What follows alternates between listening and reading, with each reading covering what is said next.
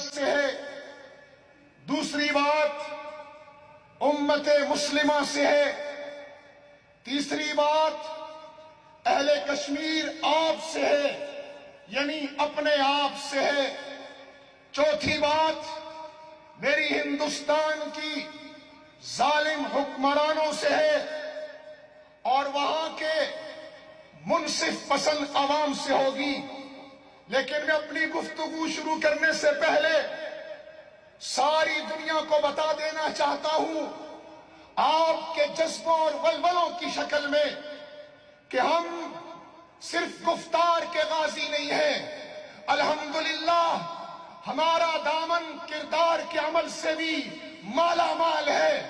ہم صرف اللہ اکبر کی تکبیر کا نعرہ بلند کرنے والے نہیں ہیں، ہم اللہ اکبر کا عقیدہ رکھتے ہیں۔ اللہ اکبر صرف ہمارا نعرہ نہیں ہے، ہمارے جلسوں کی رسم نہیں ہے، جنگوں میں ہمارے جذبات صرف بڑھانے کا ذریعہ نہیں ہے، بلکہ میں یہ کہنا چاہوں گا کہ اللہ اکبر میرا عقیدہ ہے۔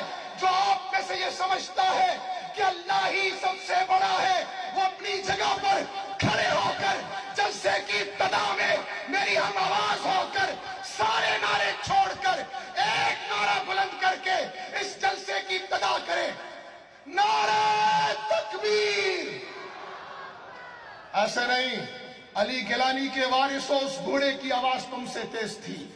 برہان وانی شہید کا نام لینا آسان ہے، لہو دینا مشکل ہے۔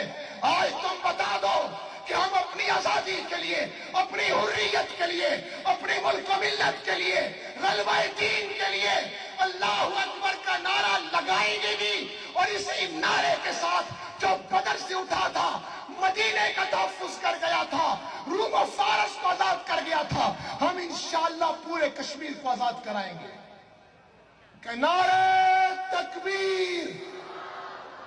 ایسے نہیں، جب تک یہ نظریہ نہیں سمجھ آتا میں بات ہی نہیں کرتا ہوں، میں اجازت چاہتا ہوں، میرا گلا شدید خراب ہے۔ جو یہ سمجھتا ہے اللہ ہی بڑا ہے، اللہ بڑا نہ ہوتا تو 313 کو بدر میں غالب نہ کرتا۔ وہ اللہ بہت بڑا ہے جس نے حبشہ کے غلام کو مکے میں تشدد کے بعد بیت اللہ پہ چڑھ کر اذان دینے کا شرف عطا کیا۔ وہ اللہ بہت بڑا ہے جو مکے سے میرے نبی بے سر و سامان نکلے تھے، میرے نبی وہ پوری شان کے ساتھ مکہ میں داخل ہوئے۔ جو یہ عقیدہ اس پس منظر کے ساتھ رکھتا ہے کہ میرے اس اللہ اکبر کے عقیدے پر، اپنی آزادی پر میرے 1.5 کروڑ کشمیری آج تک ڈٹے ہوئے ہیں، لاکھوں شہید ہو گئے ہیں، میری ہزاروں بہنیں اپنی عزت کی قربانی دے چکی ہیں، میرے ہزاروں جوان آج بھی انڈیا کی جیلوں میں کھڑے ہو کر تشدد برداشت کر کے ملک یاسین سے لے کر عمر فاروق سے لے کر آسیہ اندرابی جیسی خواتین تک وہ اب بھی ہندو ظلم و ستم کو برداشت کر کے کہہ رہی ہیں اللہ اکبر، نعرہ تکبیر۔ ایک آواز، ایک قوم، ایک نظریہ، نعرہ تکبیر، نعرہ تکبیر۔